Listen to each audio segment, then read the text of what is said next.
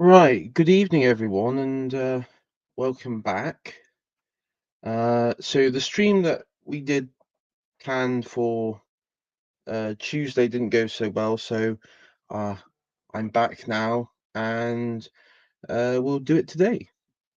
So, as the title suggests here, this is a stream looking at the life uh, of Tiber Septim, his ascendancy to godhood, and how we can draw on real historical figures in our time and uh, aspects of religion in and mythology in our time and compare between I guess you see the official canon, the uh, the official canon, in-game canon of Tiber Septim slash Talos, and sort of drawn distinctions. And there's a few interesting points I'll be going over. One is the Trinity, the Holy Trinity, and the comparing that to the life of Talos and his. Also, probably looking at a few theories as well that have been going around um, with uh, other people online. The interesting theory that we might go upon is the idea that Talos is actually, a combination of three individuals, and that it isn't necessarily one man. And um, I um, most of the lore that I'll be quoting here, will be reading from, or talking about, will be that has, I guess, is in-game books, but also from Michael Kirkbride, who was uh, I guess, the extensive author of all things Elder Scrolls. If you find any like bit of lore on any particular subject, that most likely has come from him. He's the sort of mastermind behind all of it, and um, his uh, the content, the depth of the lore is incredible, especially if you look at older um, Elder Scrolls titles like Morrowind and stuff. I mean, the depth of lore in that uh, hasn't really been matched. I mean, not even Skyrim. Um, anyway, we shall get into it. First of all, I would just like to mention, as I did last time, that what sort of inspired me for the stream was the stream with Apostolic Majesty on his channel, looking at Morrowind, looking at the political structure, social and religious structure of the province, and comparing it to contemporary um, historical societies in art in the real world, and sort of seeing one of the comparisons that you can draw from it. And of course, Absolute Majesty came on my channel probably about a year ago now, and um, he we discussed the Skyrim Civil War. And so you can find that down there. It's one of the most popular one. I think a lot of people who've recently subscribed have found their way because of that stream. So that's been quite handy. So yeah, you can check that out. That's pretty extensive on um, all my views on that. So actually, just bring up here, the theory is based off the three faces of God in Christianity. I think it's more credible to think that Talos is a Caesarine, which makes sense because in Oblivion you need to gather the blood on the armor. Yeah, we'll be into that. Um, and there's it might start off because very much the aspect of Talos is that he there's a prophecy that we will get into, which it sort of demonstrates that Talos is the aspect, is the person who fulfills that prophecy. So um, that's the anyway. We'll make a start. So as I say, we'll be starting with the lore aspect of that, and we'll be just getting up the page here. I did try and get some video clips and everything, but there was a copyright on strike on the channels here, so I couldn't sort of use footage. Maybe Bethesda, whoever have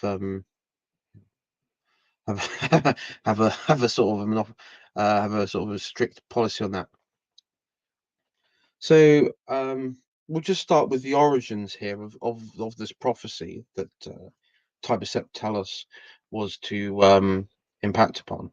And before I go any further, the reason why, and if people are new to the lore or new to the Elder Scrolls as a whole, why he's important is that um, not just that he was the only man mortal to achieve godhood, uh, and be elevated to the cult, the official religion of the empire, the Imperials, um, the religions of men, the imperial cult as it's called, um,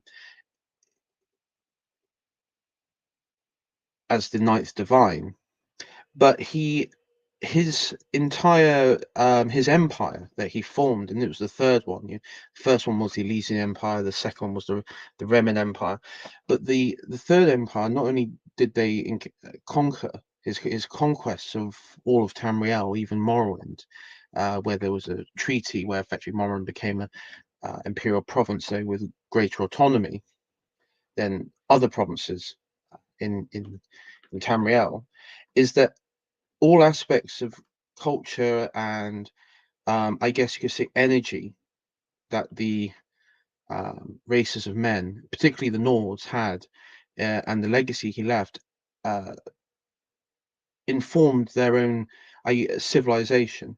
And you see this in Skyrim. Is no matter which hold you're in, which region you're in Skyrim, you can go from Whiterun, Falkreath, um, Markarth, over to Stormcloak areas of Riften and um, Windhelm. There you have your own temples to the various divines in the cult, but in every province, near enough, you have in the cities and the countryside icons, statues, um, places of worship to Talos, because he is, in many ways, he is quite a monolithic figure in the sense that he is the ultimate, uh, the ultimate god for the Nords in particular, um, and all aspects of history is determined on is really determined on him in his life, and there's something that Michael Kirkbride taught about in um, one of um, one of his um, sort of conversations or um, dialogues that was uploaded to the unofficial um, Elder Scrolls lore page, which you can find. Um, so we'll make a start. And there's anyone here? There's got people in chat. They got someone in chat here. Kerberos in chat. Um, so we'll start with the origins here. The 36 Lessons of the Dharma by God Vivek. Of course, God Vivek on the tribunals, God God rulers over Morrowind. Vivek chronicled in the early half of the First Era, featuring Vivek and Nerevar, a separate time stepping into the provincial house, a realm described as a non-spatial, uh, spatial space, filling the capacity with mortal interaction and information. While in the provisional house, both Vivek and the Nerevar had the same vision, that a twin-headed ruling king who had no equivalent and contained multitudes. Vivek further described him as a red jewel of conquest. This vision was the great Talos and his twin-headed Nocturus, who collectively known as an antomorph, and joined as one to fortify the throne of the very land of Tamriel. Now, the enantiomorph bit is a recurring theme in all aspects of Elder Scrolls. The and this is something that is for people to understand. An anthropomorph is the definition of it is effectively mirror. It's a mirror image of the same thing. Though in this context, it's a mirror image, but from a slightly different perspective. A good example is in Elder Scrolls. You have the official imperial cult. So you have your Aedra gods. You have Akatosh. You have Kinnereth. You have um, uh, Arche, Julianos. You have uh, Mara, etc., etc. Right? You have your nine divines. Now, Akatosh is this is from the position of the humans understanding and the imperial cult. So this is the human cult.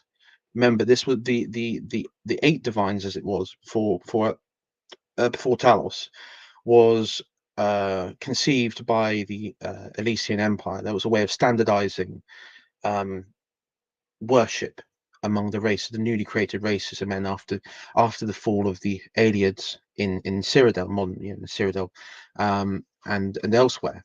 And you had the imperial cult, and you have like your northern, your Nordrite version, your Breton Rite, and then you have like the smaller Red Guard Rite, which is affiliated with the um, forebearers.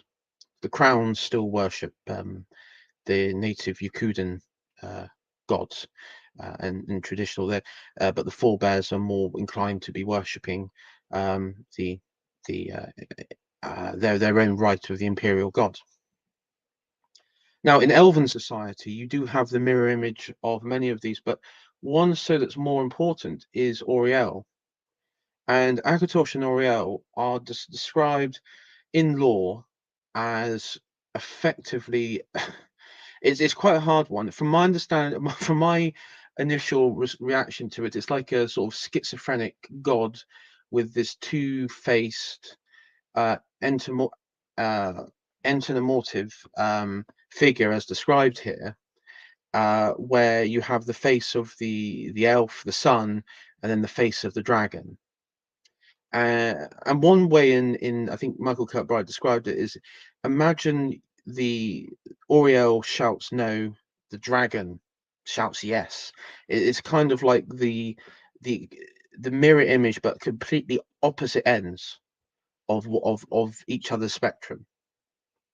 And so that's how I understand. That's one comparison in there. And uh, this is you see this theme play out across um, in Elder Scrolls, um, in other aspects. I mean, as we go into the Talos and Tiber Septim, this is the comparison that's used is the twin-headed with Xeronarctus, who we'll get onto, and how that affected. That we'll probably be talking about the Dragon Break actually that comes with it, but Xeronarctus, for people who may not know, he becomes I believe it's the Underking, what's main who features in the Elder Scrolls Daggerfall. But anyway,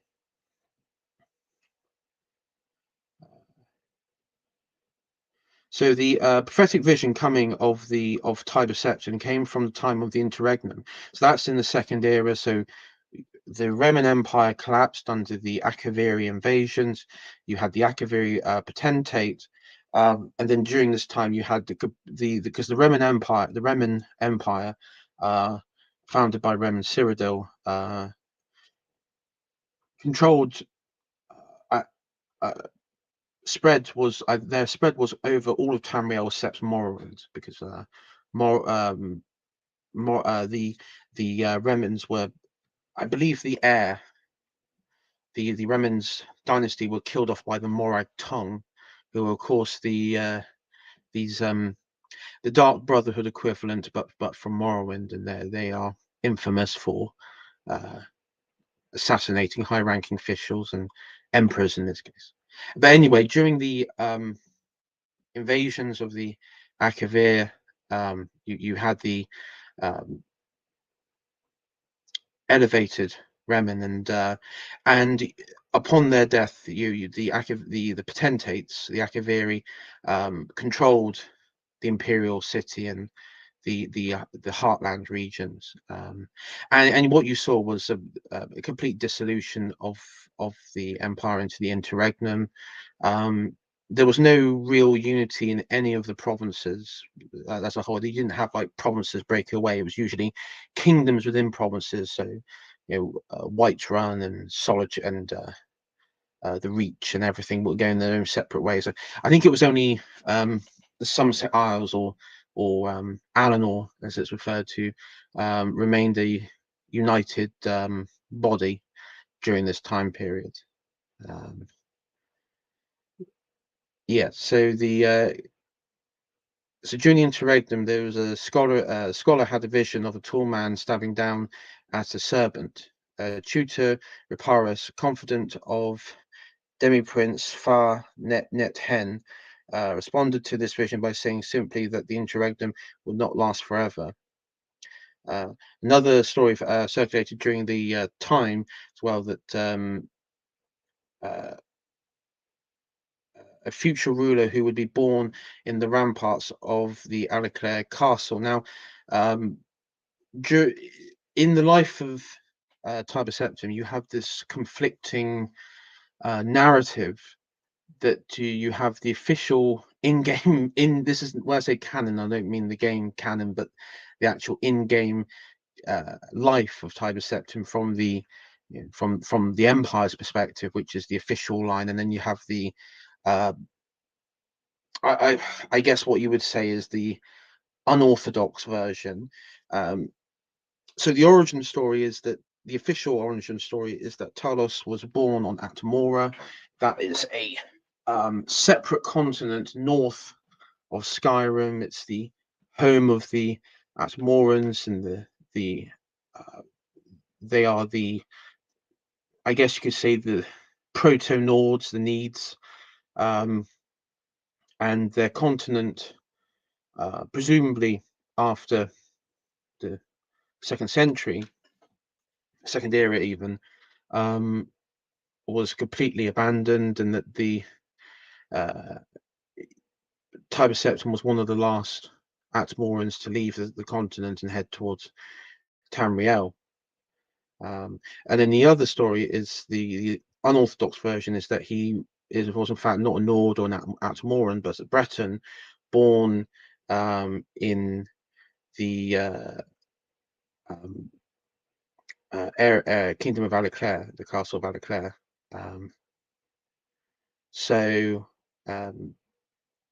And went by the name Hjalti Earlybeard. And the funny thing is, as we find out in Skyrim, is that that name Hjalti Earlybeard is a accurate. It is a name that was used by Tiber Septim, but we find in lore that the unorthodox and the official one doesn't necessarily conflict with each other, and so there's been a lot of debates on his origin stories. But as Cannabis says in chat, is that the ultimate argument you can use for him in the official story is that in Oblivion you need to gather the blood of a divine to open up a portal to Mark Cameron's paradise, and they were using a great sigil stone, and that obviously worked because that allowed the narrative and that story to play out. So but yeah, it's interesting one, the conflicting aspects that both things can be true at the same time.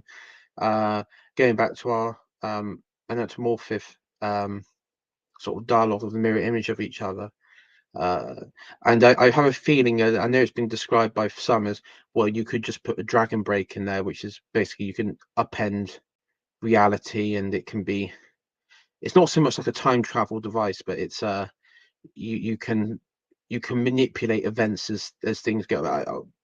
I'm going to get into a dragon break, though. We'll continue with this. The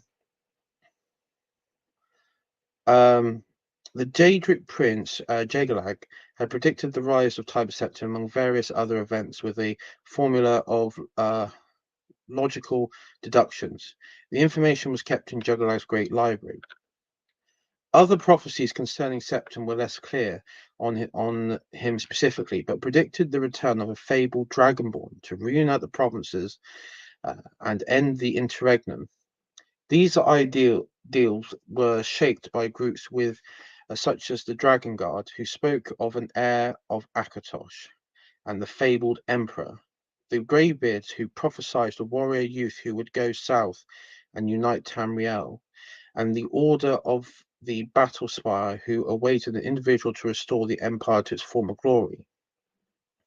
Even, and this is an important one, as we talk about the relationship between the man and the Mer and the Altmer, the men and the elves. Even the Altmer of Somerset had chilling prophecies of being known as the Dragonborn who would consume the elves one by one if they refused to unite. Lorcan's cult also predicted the arrival of a mysterious outsider who some speculated Tiber to be based on his deeds. Right. So yeah, you see this united prophecy that of this coming Dragonborn warrior, um, and uh, who would properly unite Tamriel and not just be its ruler, but also have this incredible divine sort of way of solidifying effectively a new chapter, a new era, let's say, in Tamriel. So going into the sort of heresy.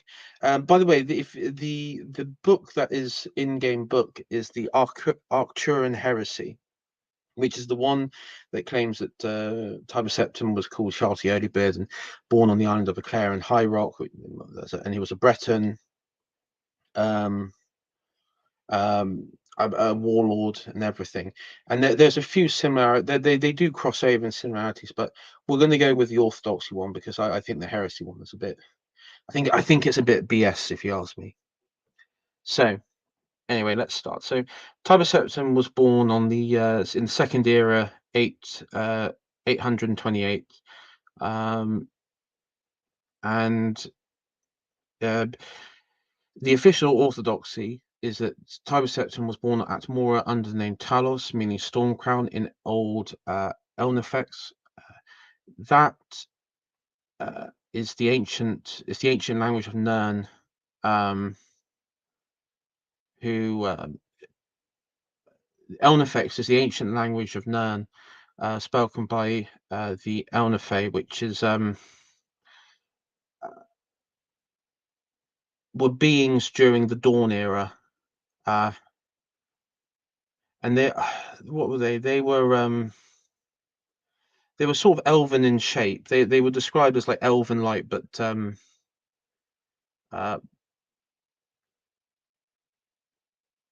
just trying to think best way.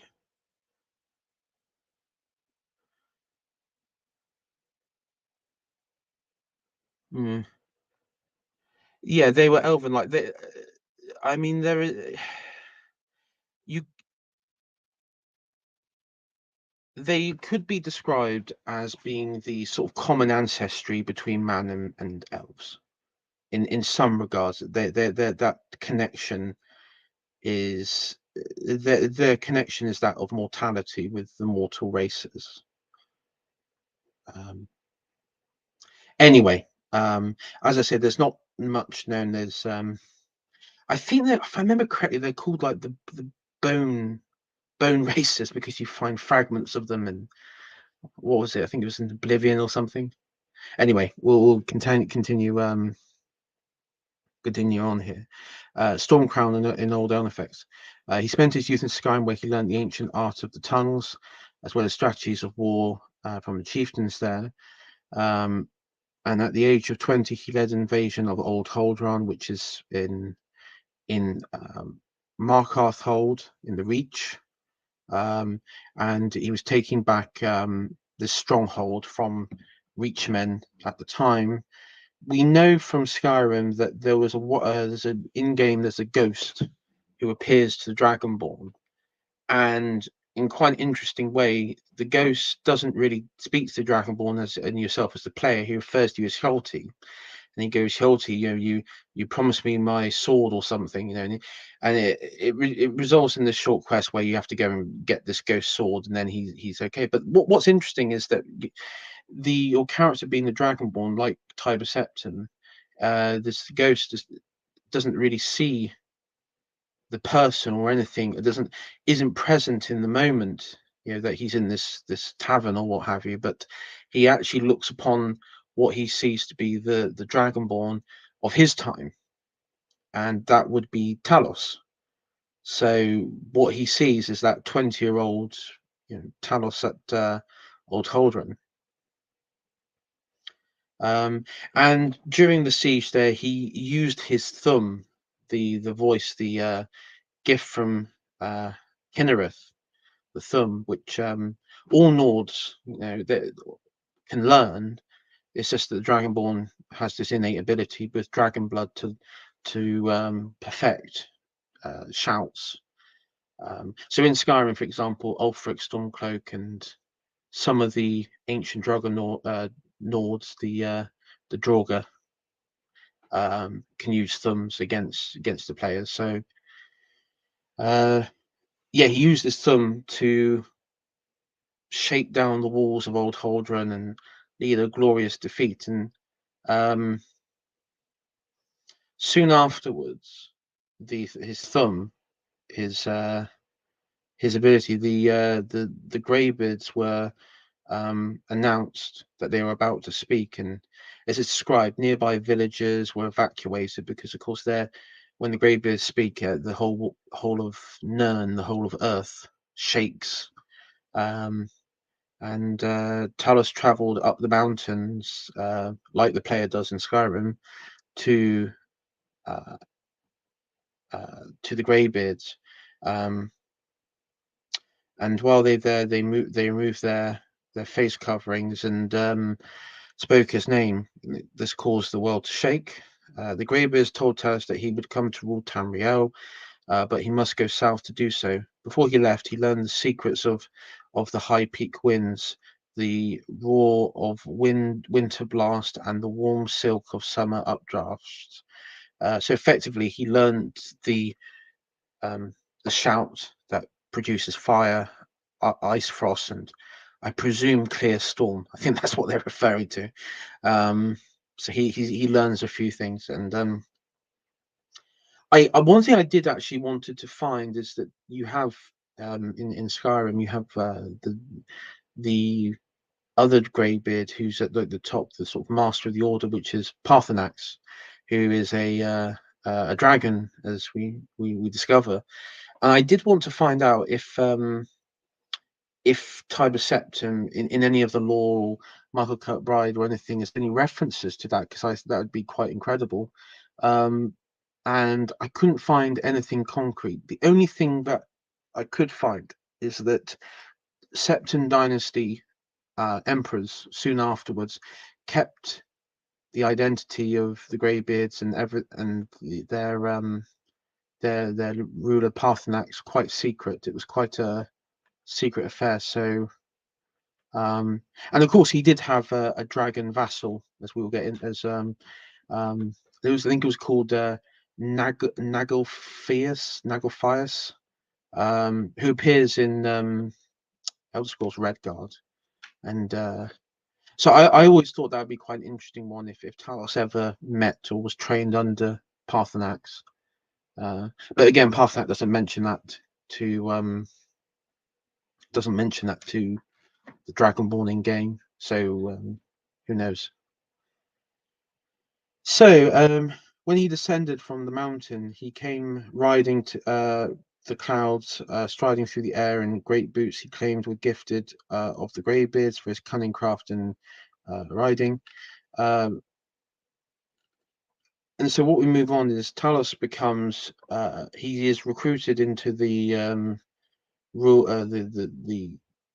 the service of King Culicane, who is a king from Falkreath, but he is also um, uh, looking to expand.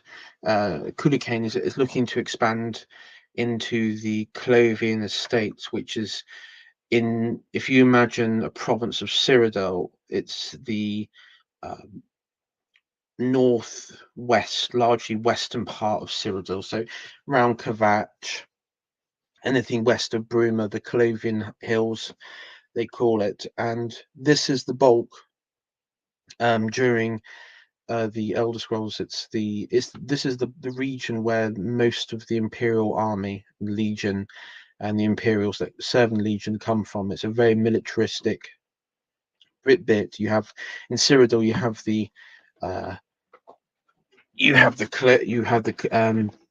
the Clovians, the Nebonese, and the Heartlanders. The Heartlanders are the people who live in around the Imperial Isle and the capital, and then the Nebonese are those south, um, in the sort of more tropical areas of Cyrodiil, and more prone to magic, sort of merchant style things. So yes, yeah, the Clovians are definitely quite militaristic, um, and uh, Talos becomes a general under King Cuchulainn's rule, um, and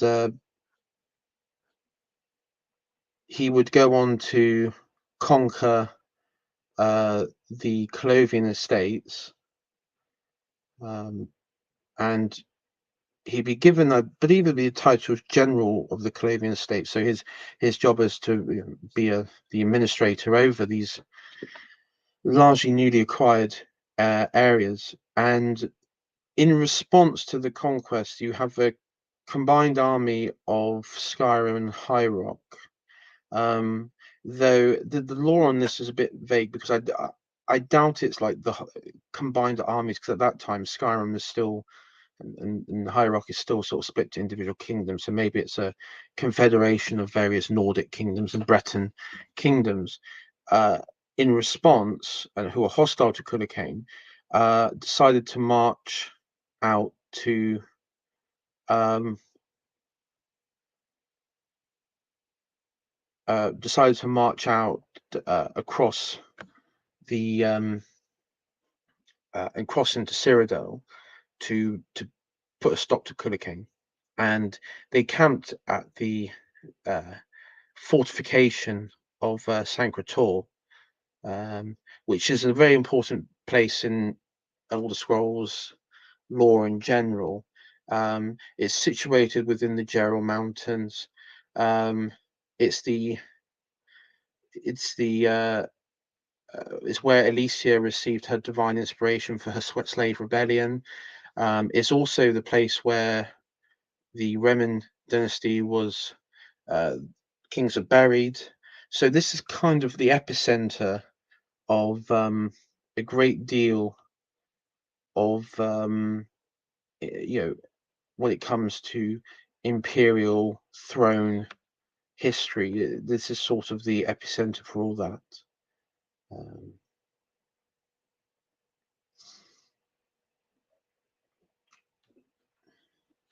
um, and so during the siege of Sancre-Tor, a Breton turncoat in the Skyrim um, Breton army met Talos, who told him that there was a secret path into the fortification.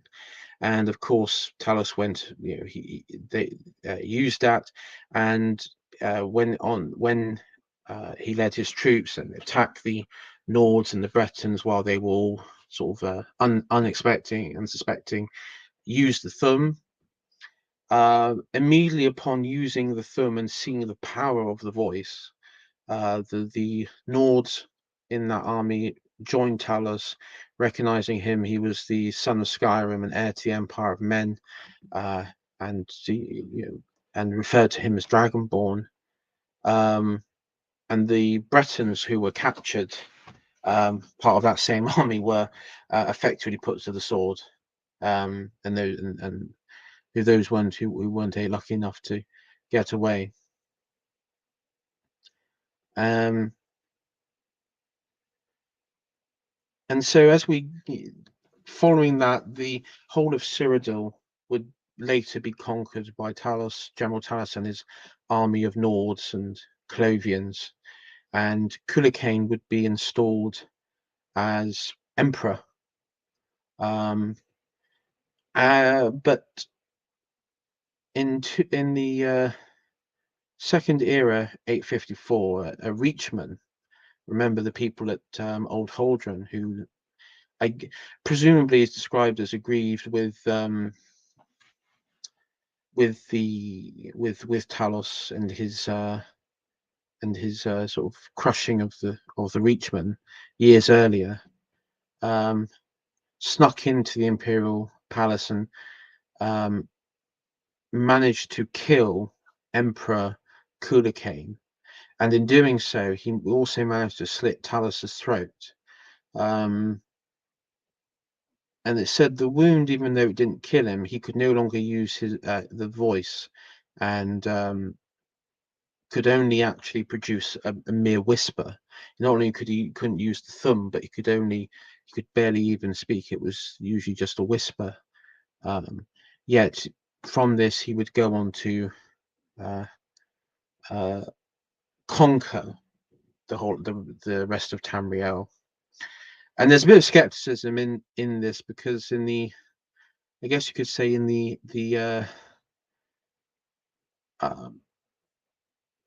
sort of in the heresy canon of this, this was a revenge. This was sort of painted up as like a false revenge, like a false flag operation by where Holti murdered Cuchulainn, or Talos murdered Cuchulainn and his contingent in the Imperial City, and then blamed the deaths on assassins from High Rock.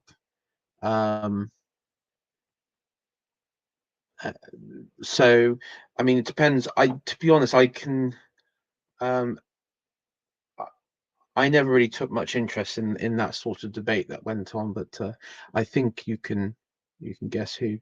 And we'll just pause it there for me. Looking at the sort of historical rise, one thing I am drawn to, and it's I was reading Charles Osman's Dark Ages, and if you look at the Franks in the Merovingian era, you had this sort of interesting position, a bit like Cuchulainn, where you had the king of the Franks, but then you'd have the mayor of the palace below him. And I get the feeling throughout this, even before the sort of where I see drawing inspiration, is you have this incredible charismatic and ruler who commands the king-like authority, is Talos, or in real world case that would be the Carolingian, like Charles Martel. But then you still have your Merovingian king, and you have this really bizarre thing where effectively the king is just king in name only, like de facto, but de jure, in reality, it's Charles Martel. And in both occasions, you actually see the rise of the Carolingians, effectively taking up usurping that title, like you see with Talos. He's declared, even at Sancretor, when you have presumably Cuchulainn ordering him to take the fortification, the Nords that he recruits in his army refer to him as Emperor of Men. So you can imagine, I mean, how would that fly with Cuchulainn? And also the interesting thing is that in all of this, there's no real reference in law, or not that I can see, that Cuchulainn ever looked with suspicion, concern with Talos and the prophecies and everything around him, because it kind of appears quite clearly for anyone looking into this sort of bit of lore of the old scrolls is that Kudakane, uh, you know, why give this particular character so much power and influence, knowing that there is this religious, um, prophetic aspect with the Dragonborn, who would go on to be the emperor of men and unite the realms of men and elves together. Uh, so there is that sort of question of why why did he keep him around? Maybe he was a bit like the Merovingians. He was in a position where he wasn't really that strong. It was in reality it was the uh, um, in reality it was the sort of professional warrior class, the mayors of the palace and stuff, who were calling the shots. Maybe Talos and his sort of thanes, the various thanes and housecarls and what have you, were the ones calling the shots, and he was Kulakane was just sort of like a figurehead sort of king. Who knows? Um, so yeah, that's the sort of that's the origin of story. And as I say, you can look at both heresy and uh, orthodoxy sort of versions of what went on here. Um, but one interesting side note is on the in Al Clare, the place which in High Rock, which is claimed to be the birthplace of Tiber Septim.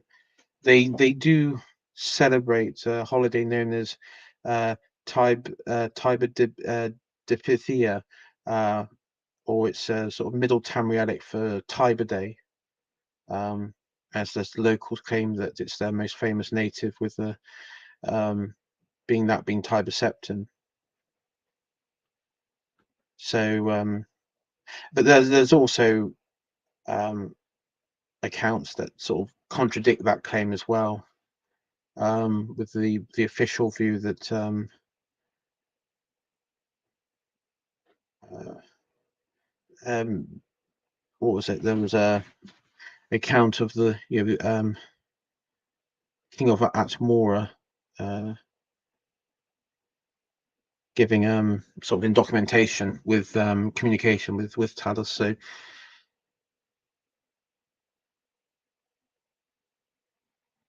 So yeah. I mean, also in this, Talos has like one heck of a amount of titles. So this one, he's developed Ysmir, which is it means uh,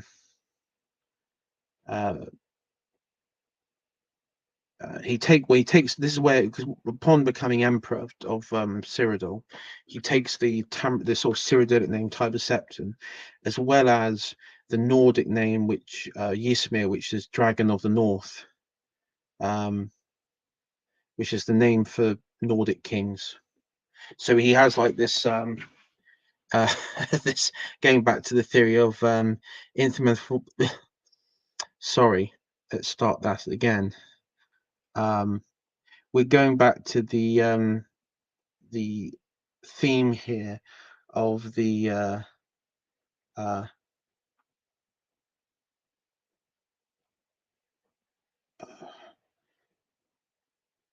the inner anthropomorph, the the in anthropomorph, morph. You get the idea.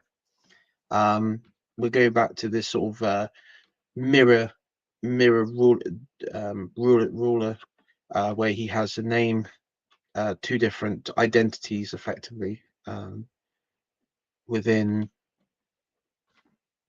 his realms, uh, in Skyrim and such. I won't go into the Tiber Wars because that probably should be a whole stream in on itself. So we'll get into the divinity aspect. Uh,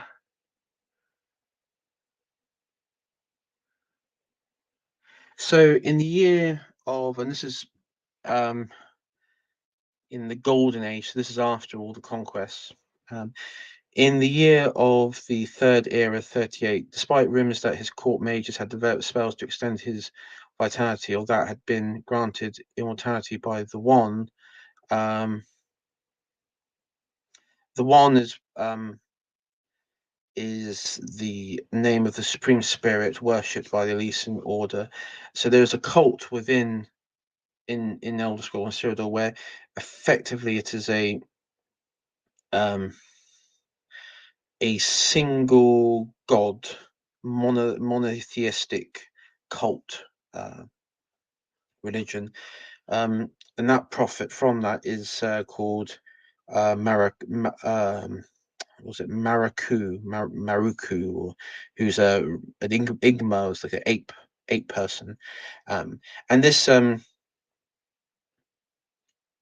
who preached the single God. Um, he was one that preached single God one to the elven rule, the Aliens. So there you go, and that's something I don't know if you see in sort of more modern Elder Scrolls, but there you go. Um, the the concept of the one was rooted in the belief that the god of time, Agathos, is a unitary essence, as proven by monolinearity of time. Furthermore, they believe that his sibling Shazar is singularly misplaced and therefore doubly venerated. The hatred of all things elven, such that they could not accept the supreme spirit Akatosh was also the uh, elven high god Oriel. Yes, this is the thing. They can't. A lot of the elves they cannot accept the idea that Oriel is the same spirit, the same essence of Akatosh, but in male form or man's form.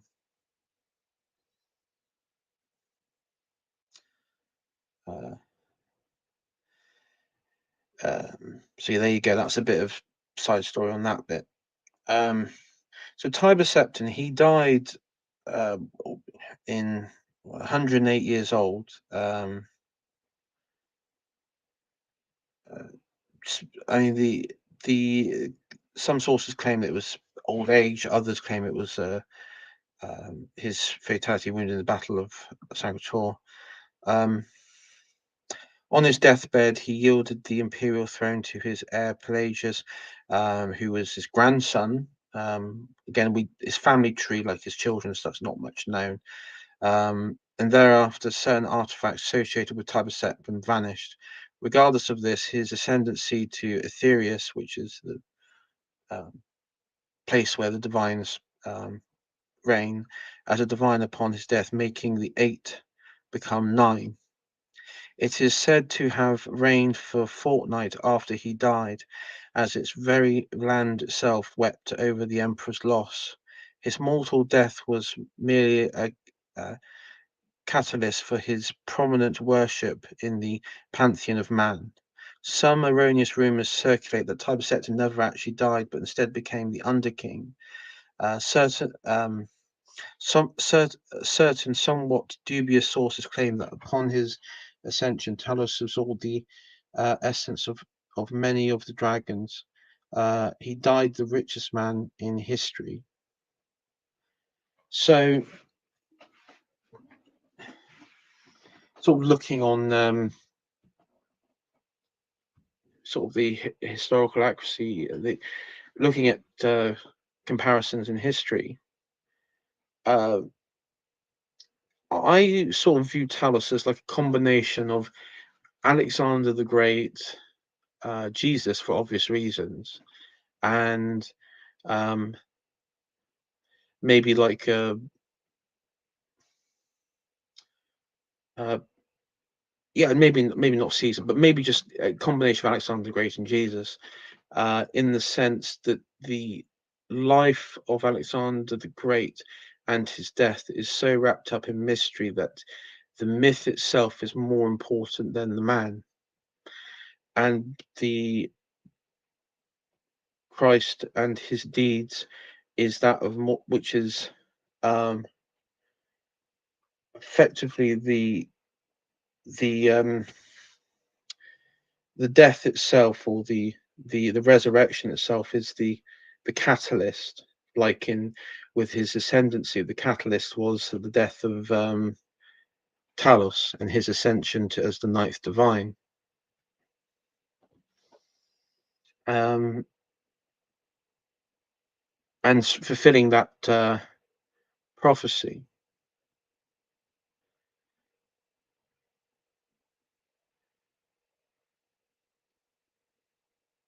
So yeah,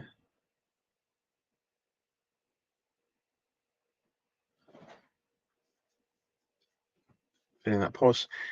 Uh, so let's see here.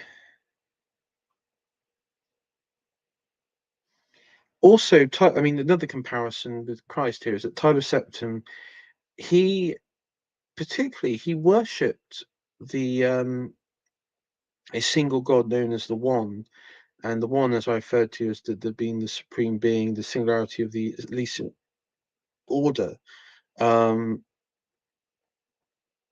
and he revived that worship during his reign as emperor. Um, and contrary to popular belief, his um,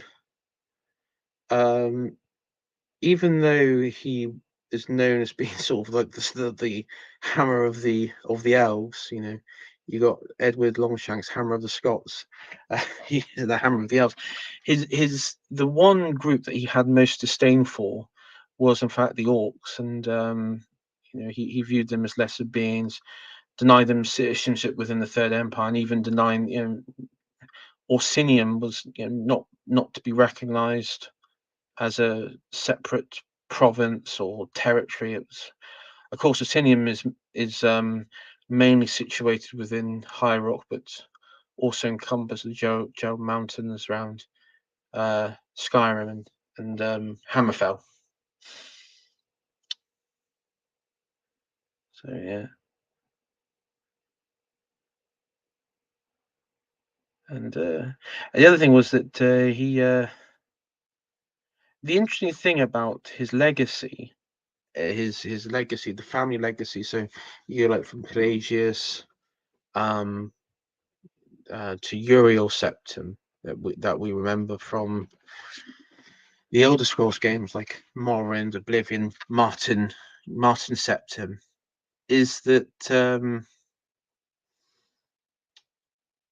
he he isn't the the successors like Uriel Septim and so um, aren't direct descendants of his. In fact, we'll just get on to the because he did have a brother. He did have a one known sibling, his brother, uh, Agnerith. Uh, Now, Tiber had multiple children with the unknown woman, and the honor of succeeding his throne went to Pelagius, who was referred to as some source says his eldest son, while others claim that he was actually his grandson. So there's a bit of a conflicting saying there. Regardless, though, that after his death, Pelagius, who was believed to be had no living children, so when Pelagius died, the throne passed to his brother's Tiber Septim's niece, uh, Kintria, a former queen of Silvanar, which is uh, Valenwood. And then, of course, at this point, the emperors who would then rule the Septim dynasty were blood relations, but not direct descendants, and quite one step removed. Um, but they would all sort of have the ability to wear the amulet kings and keep the dragonflies lit to keep all the Daedric princes at bay. Um,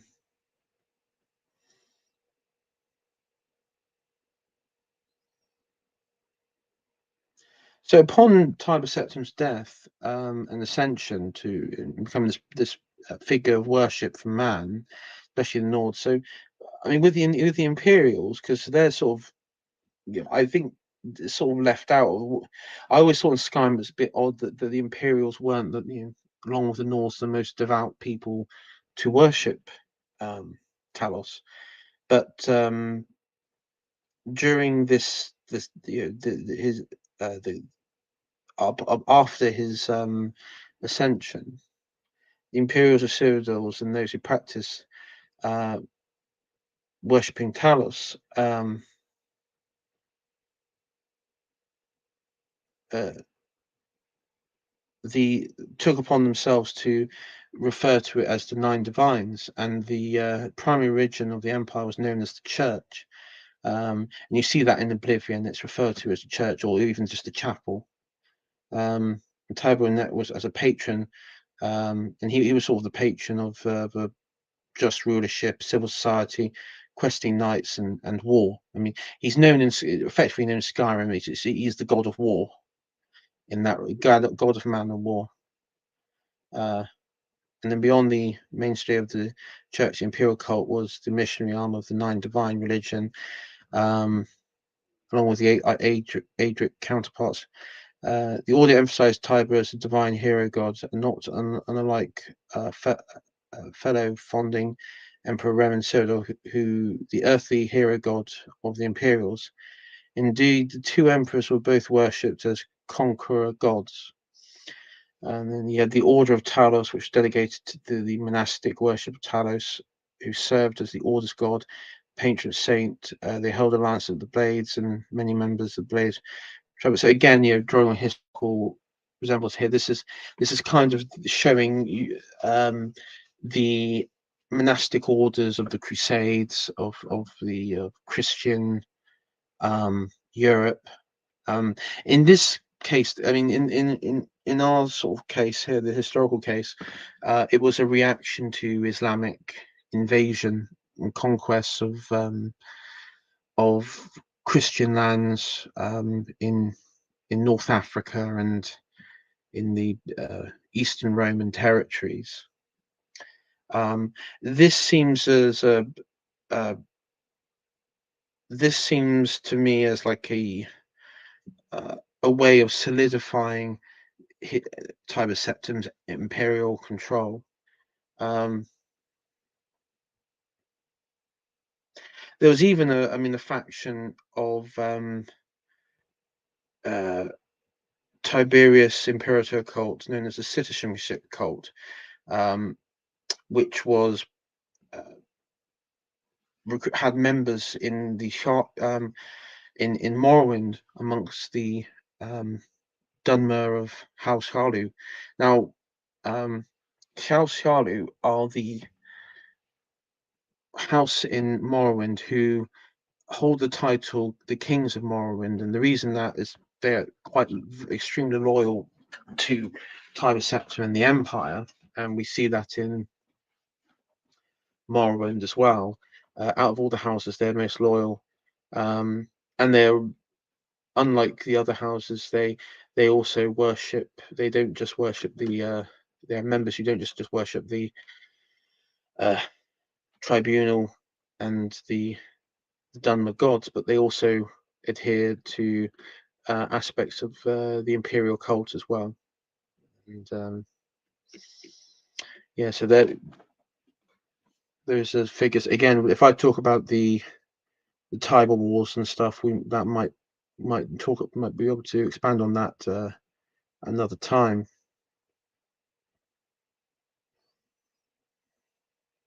So in Skyrim, Talos was acknowledged Ysmir, Dragon of the North, and due to the fact he was able to withstand the Greybeard's voice long enough to hear their prophecy. After this, Maynors could not look upon Talos without seeing a dragon. Some even believed him to be a literal dragon who shapeshifted into human form. In the aspect of Ysmir, Talos is invoked as the patron of questing heroes. Norse often swear by Ysmir's beard and his dragon blood. Much like the Imperials, the Nords believe that upon Tiber's death, their 8 divine became 9, with Talos serving as the Lord of the Divines and the true God of man. Yeah, so in Skyrim you might hear like the old phrase, "or by Ysmir's beard," or something like that, and that's usually the reference there. That's they're sort of referring back to Talos. Um, you know, again, um, unlike uh, it's quite funny because in the old law, it kind of the comparisons with Christ and Talos seemed more direct in the sense that his veneration and presence in the empire was almost uh, supreme to that of Akatosh, who is considered the um, head, the sort of supreme god in the pantheon. Um, and this was like an exclusively god of man. Uh, it's almost monolithic in his nature, um, as referring back to the Church of the One. So I always wondered if Michael Kirkbride, if he sticks with Elder Scrolls, if what where the law would have taken it, because I think it ultimately would have gone as time went on into the fourth era, that um, the worship of Tiber Septim or Dragonborn would be more monolithic, and that they would sort of put away any other sort of cultly worship, and it would just purely be a sort of monolithic um, religious order, let's say. Talos was seen as Skyrim personified, an overall crucial figure in the culture, heritage, and tradition of the Nords. A proper Nordic burial often consisted of tributes to all divines, with the tribute to Talos involving the offering of an item of sentiment associated with war at one of his many shrines. In the old animal totemic religion of the Nords, Talos is a twilight god, and his totem is that of the Dragonborn. The Nords blessed a great many things with this totem, as they believe of all the gods he is who will survive into the next cycle. The Nords see the culmination of the Oblivion Crisis much differently than the Heartland Imperials. They believe it was Talos as Dragonborn god who rose up and aided Martin Septim instead of Akatosh in the defeat of Merin's Dagon. These differing beliefs were known to cause serious tensions between Nords and the Church of the Imperials in the past, with Nords strongly preferring their dragon Ysmir to the Imperials' Akatosh.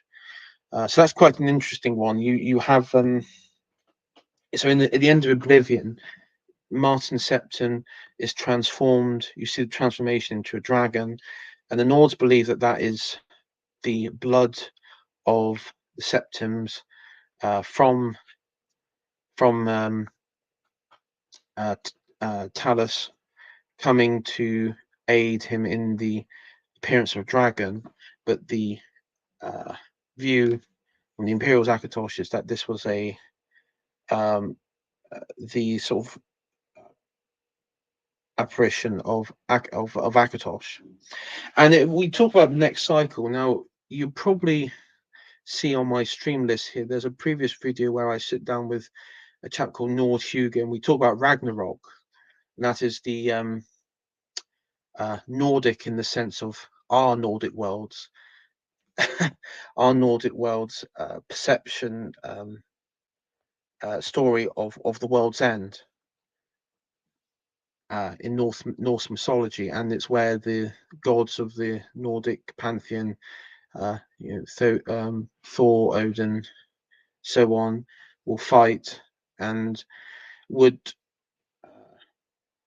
be defeated, and it begins the next cycle. Because of course, in that one, there is no uh, history and time isn't linear; it is cyclical, and that's the same in Elder Scrolls. In all Elder Scrolls, it is completely cyclical, and in the Norse figures that when you have the end times, their version of Ragnarok, as mentioned here, is that Talos is the one who would survive, and that's quite interesting because the recent Elder Scrolls game uh, with your main character and Alduin the World Eater is how will going forward the law refer to the last Dragonborn?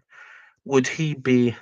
is- I always thought that he, because of his defeat of Alduin and his achievement, the achievement of the player character Dragonborn in Skyrim, that the way it'll be rationalized going forward is that he was like a second coming, an apparition of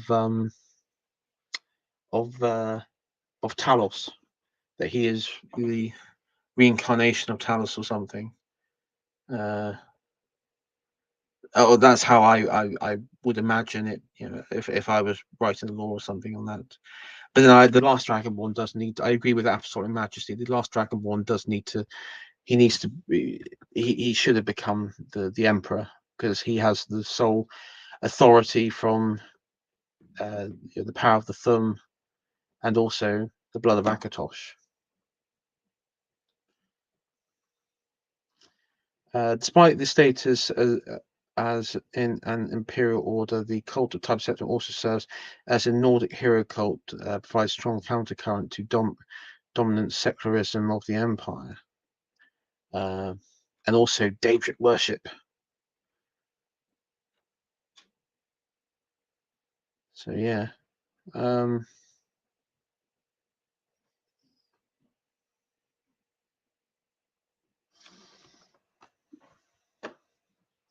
it's quite interesting going back to that split understanding in with the Imperials and Nords, because that particular split is what's you know should have been developed upon, because that would have been easier to explain the Skyrim Civil War, where if it was over the the savior of the Oblivion Crisis, if the Imperials argued it was Akatosh, Nords argued that the dragon represented Talos, and that would be the split. But that would have been sort of better explanation for that than the whole elf stuff, because it's one thing. It does, I said it in my stream with Absolute Majesty right back along, is the problem you got is why would the Nords want to rebel against an empire that their hero, their man god created, the invading institutions? I mean, wouldn't they want to create a rival empire? Wouldn't Ulfric want to be an emperor? See that's the thing. A lot of it doesn't really. I just think some of the lore could have been improved upon. I think that some of the stories were pretty weak, but anyway. But yeah, the sort of aspect of cyclical return, and we see it again going back to Skyrim, is that in with your character, the Dragonborn, uh, one of the conversations with Angmar, the Greybeards, is that when he asks your character, why do you want to defeat Alduin? When you can just state, well, it's my destiny and everything. And he comes out with quite an interesting bit, saying, well, maybe it's the fate of all of us to be consumed by Alduin, and then the world can start again renewed. And this is kind of like this northern mindset, which is quite interesting, and it's permeates within in the Elder Scrolls. And I think this is a legacy of all the lore that's been existed before, and it's uh, it's a very sort of pagan ethics morality mindset that goes on here, which is unique to the Nords in the Nordic races in Skyrim. So, just trying to think if there's anything else we could been going on for over an hour now. I might do a separate stream looking at the Tiber Wars and his conquests and associates in that, because that's quite an interesting one. I know there's about 36 odd people listening at the moment. Does anybody want to put anything in chat or the comments, uh, anything at all, ask a question or raise something if there's um, over that I mentioned over this conversation uh, that we could get onto.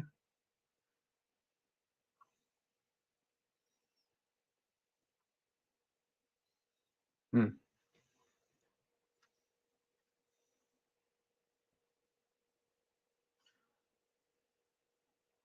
Yeah, I mean, it'd be good to do though. While I'm waiting, it'd be good to do like a stream on the Tiber Wars, but maybe even looking at like the Elysian Empire and the uh, Elysian slave revolts and the origins of that, um,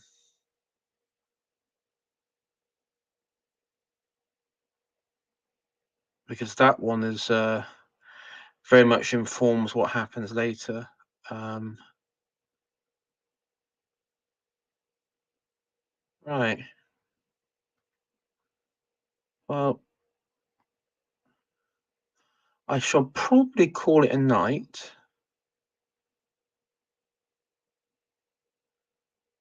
Yeah. I mean, as I say, it's been a really interesting one to go over. I might just finish off with you have the uh, in-game book. You have the 10 Commandments of the Nine Divines.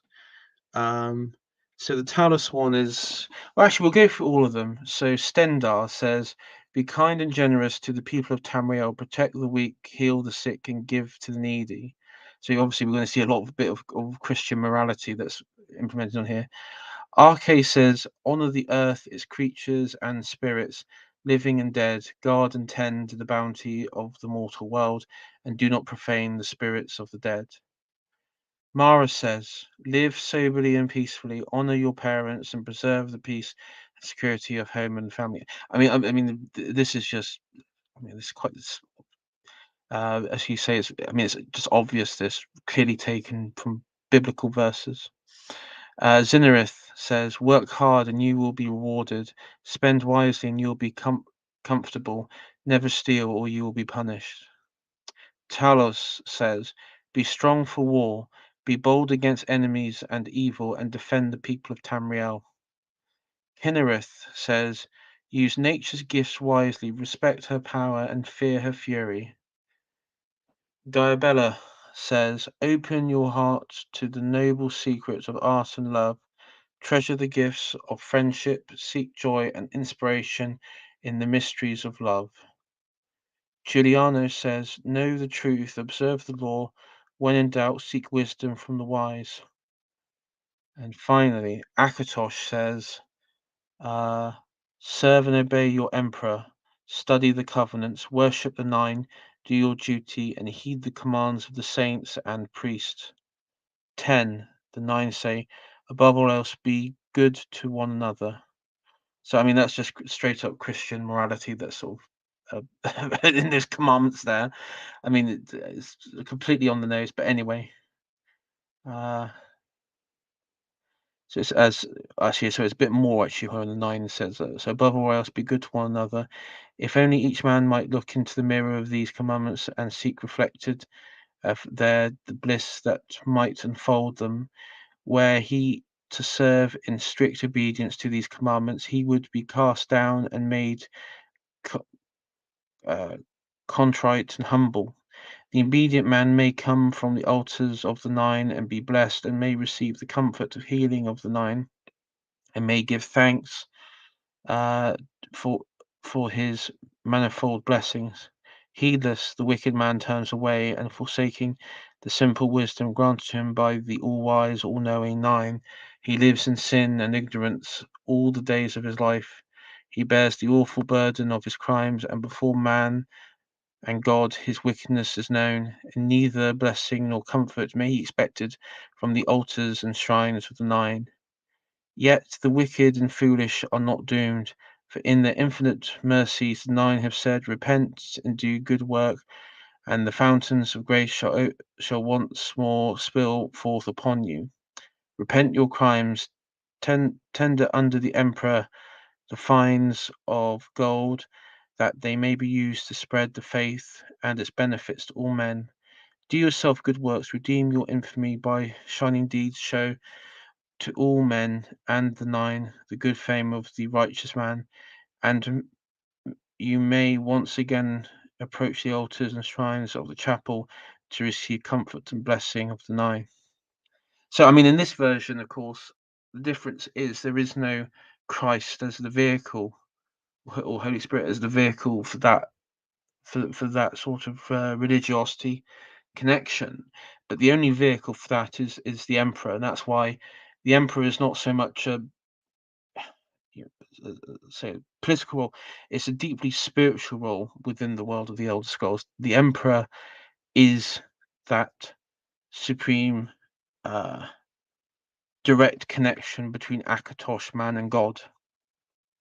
Um, it strictly is just a divine heavenly mandate, right to rule. So yes. No, I will not be reading the 8 divine rendition of that. I think you get the point. I might just finish up here with, I was gonna say might just finish up with a quote from, uh, your boy himself, Tiber Septim. Uh, and this was in the aftermath of the Tiber Wars. So what has happened is, um,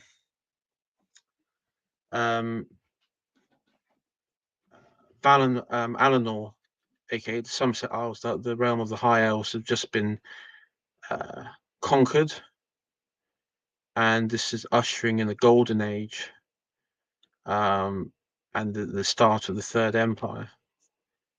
So we begin. Talos Septim, and uh, speaking to his captains after the fall of Alinor. You have suffered for me to win this throne, and I see how you hate jungle. Let me show you the power of Talos Stormcrown, born of the north, where my breath is long winter. I breathe now in royalty and reshape this land which is mine. I do this for you, Red Legions, for I love you. And there you go. That was sort of that bit under Talos there. There's also a bit there he has on orcs and everything, but we won't get into that bit. Maybe another time. So yeah, thank you everyone for joining in, for coming and watching this. No doubt this will probably have a quite bit of interest, uh, as all Elder Scrolls content on this channel does. And yeah, I plan to do one with the Tiber Wars. I might get a guest or two on for that one because that'd probably be a bit more interesting and dynamic for a stream. Anyway, thank you everyone for joining, and I will see you all later.